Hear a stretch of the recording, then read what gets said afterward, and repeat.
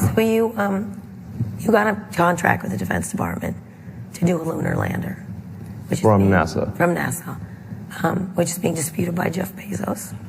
Yes. How do you feel about that?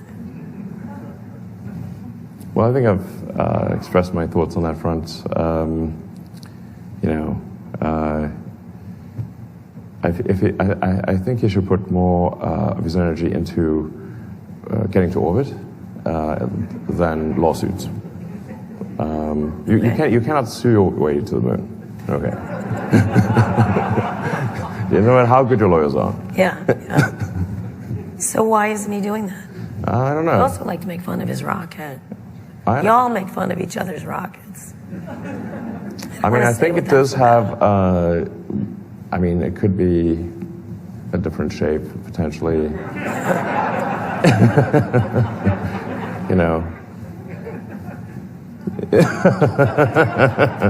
Could you explain from a technological point of view why it's that shape?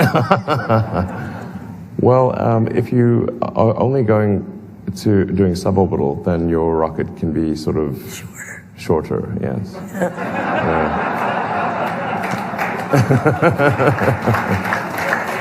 So, have you called him and said, cut the shit, get bigger, or what?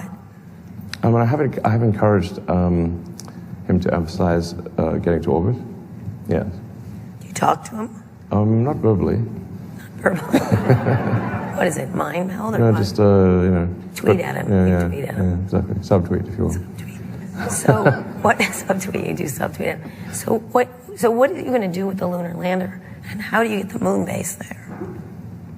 Yeah. So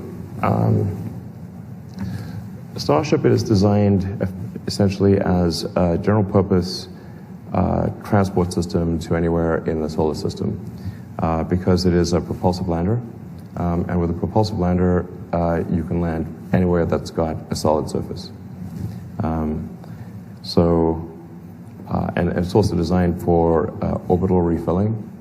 So you can get the Starship to orbit and then send tanker flights to refill it so that it has tremendous delta velocity. Basically, it can go very far from Earth orbit because you can refill propellant. The moon base is important because?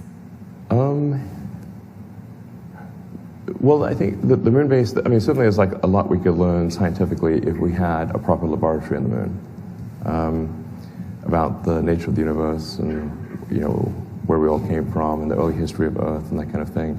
Yeah, we have a science station in Antarctica, and we're still learning a lot from, our activities in Antarctica, and I think we could learn even more on the moon.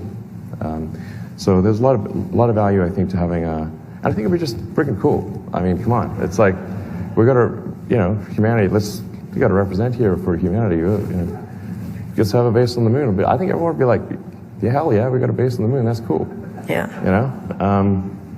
For tourism, what do you think? No, I'm talking about the science. I think a lot could be learned if you've got a sort of a science station on the moon, like we've got a science station in Antarctica and many other places. I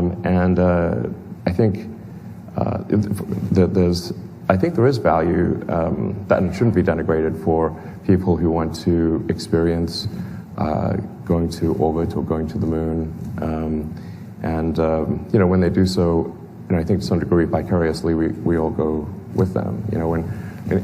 When in the Apollo program, when they landed on the moon, it was just a handful of individuals on the moon, but we all went with them vicariously. Humanity went with them. Like if you did a poll of people on Earth and said, "Tell me, what do you think is humanity's greatest achievement of maybe ever?" It's like landing on the moon.